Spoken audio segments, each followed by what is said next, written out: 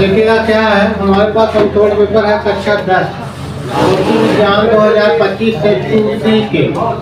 Question number पहला क्या कह रहा है, तो एक प्रकाश की एक किरण कांच के बने त्रिभुजाकार प्रिज्म से गुजरती है, सबसे अधिक विक्षेपण का रंग होता है। अधिक विक्षेपण किसमें होता है? ठीक है, तो देखिएगा अधिक विक्षेपण जब हम मान लीजिए किसी प्रिज्म से, ये त्रिभुजाकार हमारा एक प्रिज्म है, ये क्या है त्रिभुजाकार एक प्रिज्म। जब प्रकाश की किरण को हम इससे आपतित कराते हैं तो यहाँ पे अभिलंब डालते हैं और ये क्या है झुक जाती है, यह अभिलंब को झुक जाती है और यहाँ पे जब वो डालता है तो ये अभिलंब से प्रकाश से बढ़ती चली जाती है। ठीक है, अब क्या है कि इसके जो ये प्रकाश प्रिज्म यहाँ पे क्या है, प्रिज्म है प्रकाश के 7 रंगों में इसको क्या करता है, विभक्त करता है। तो सबसे अधिक जिसका रंग होता है वह क्या होता है, सबसे अधिक उसका विचलन होता है। तो विचलन होता है किसका, सबसे अधिक। देखिएगा जब यहाँ पे विचलन कोण बनाते हैं तो इस प्रकार से है 7 रंगों में क्या होती है विभक्त। विचलन को यदि हम पीछे बनाए तो वही विचलन कोण 7 रंगों में इस प्रकार से क्या होती है विभक्त हो जाती है।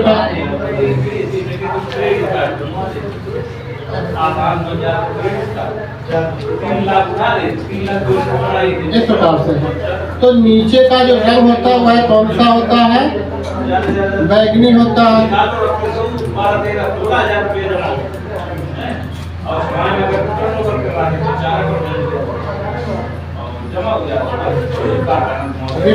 ठीक है, तो नीचे का रंग जो होता है वो क्या होता है, बैगनी होता है। ठीक, अब ये वाला जो रंग होगा बैगनी, इसका विचलन क्या होगा, सबसे अधिक होगा, क्योंकि ये कोण झुक जाएगा और ये सीधा रहेगा। कैसा रहेगा, सीधा।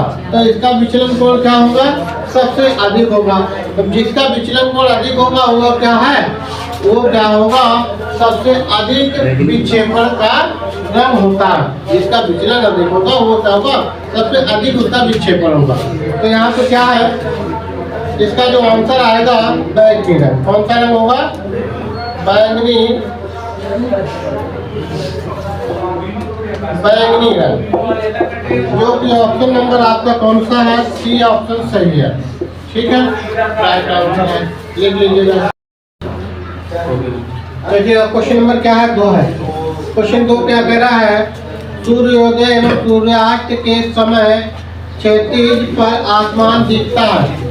तो देखिएगा जब सूर्योदय या सूर्यास्त होता है तो आसमान कैसा दिखता है, इस प्रकार से क्या है कि जब हमारा ये पृथ्वी है, ठीक है,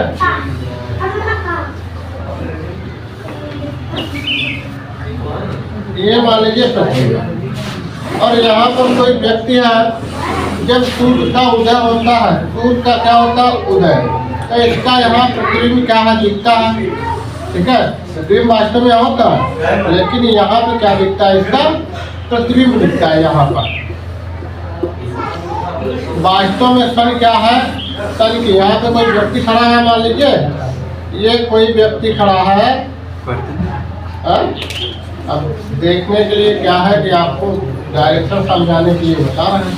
ये कोई व्यक्ति है और जब सूर्य को देखेगा तो ये सूर्य का क्या है, उदय है। ये सन का क्या पोजीशन है, उदय होता है या अस्त होता है, मान लीजिए। तो सूर्य क्या है, यहाँ जब ऊपर दिखता हुआ तो किस कलर का दिखता है, रेड कलर का।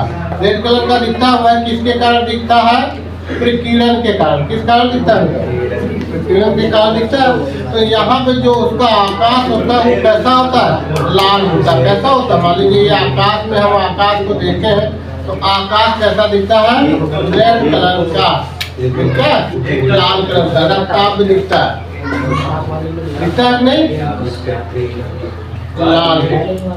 इसको क्या उसने ऑप्शन में उसने दिया है, क्या दिया है, ऑप्शन में कह रहा है रफ्तार। ठीक है, यही ऑप्शन क्या है आपका सही है, जो कि ऑप्शन नंबर है आपका बी ऑप्शन क्या है, सही है। ठीक है, ये लीजिएगा। देखिएगा क्वेश्चन नंबर 3 क्या है, अवतल दर्पण के सामने स्थित किस बिंदु से गुजरने वाली प्रत्येक प्रकाश की किरण दर्पण से परावर्तन के बाद वापस उसी बिंदु से पुनः गुजरती है। तो दर्पण हमारा कौन सा है? अवतल दर्पण है। ये हमारा क्या है? इस प्रकार से बनाया गया ये अवतल दर्पण है। ठीक है, ये इसका यहाँ पे ध्रुव है। ठीक है, ये क्या है? ध्रुव। अब ये हमारा वक्रता केंद्र है। ठीक है, वक्रता केंद्र से जो प्रकाश की किरण जाएगी, ठीक है, वक्रता केंद्र से जो प्रकाश की किरण जाएगी, यहाँ से जो भी प्रकाश की किरण जाएगी, ये मान लीजिए वक्रता केंद्र C है। इस बिंदु से जो भी प्रकाश की किरण गुजरेगी, यह परावर्तन इस पे दर्पण पे टकराने के पश्चात पुनः उसी माध्यम में वापस लौट जाएगी। ठीक है, वक्रता केंद्र से जाने वाली प्रकाश की किरण। तो आंसर आपका क्या दिया? दर्पण का वक्रता केंद्र। क्या है आंसर? दर्पण का वक्रता केंद्र। ठीक है, ऑप्शन नंबर कौन सा है आपका? सी ऑप्शन सही है। ठीक है, सी ऑप्शन आपका सही है। तो देखिएगा, विद्युत धारा का फार्मूला क्या होता है हमारा? I बराबर Q/T। ये धारा का फार्मूला है। ऊपर क्या है? आवेश है, और नीचे क्या है? समय है। तो इसका जो मात्रक होता है कूलम प्रति सेकेंड। ये क्या होता है? इसका मात्रक है। ठीक है, इकाई है।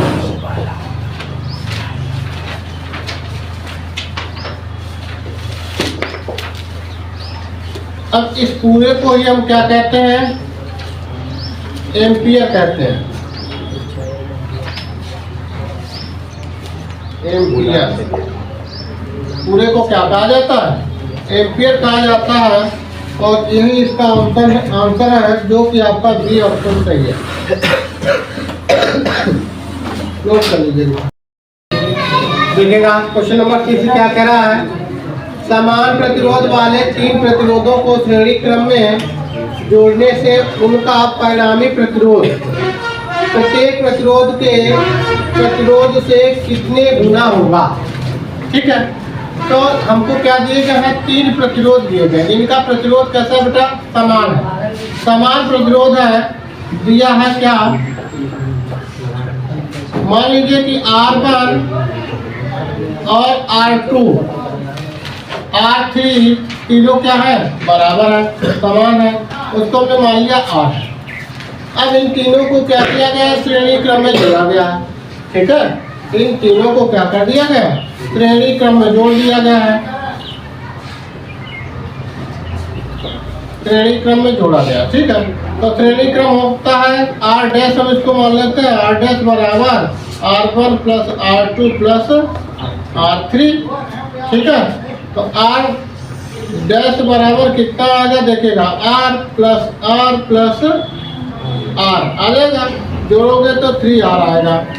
अब देखिएगा, R1 का मान कितना हो गया? R1 का मान जो तुल्य प्रतिरोध होगा वह R1 का कितना हो जाएगा? 3 गुना हो जाएगा बेटा। R1 किसके बराबर हो जाएगा? 3 गुने के। ठीक है, तो कितना आंसर आएगा इसका? इसका आएगा 3 गुना होगा। कितना?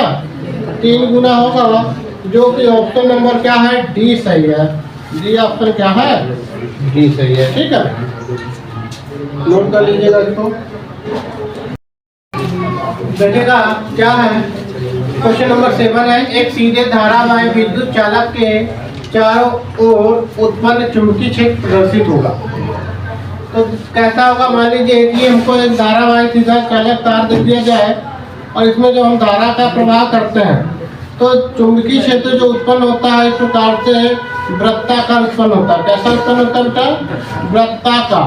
तो इसका जो चुंबकीय क्षेत्र हो वो कैसा होगा? वृत्ताकार होगा। ठीक है, जो कि ऑप्शन नंबर आपका क्या है? ऑप्शन नंबर आपका डी है। डी ऑप्शन क्या है? सही आंसर है। ठीक है, नोट कर लीजिएगा इसको।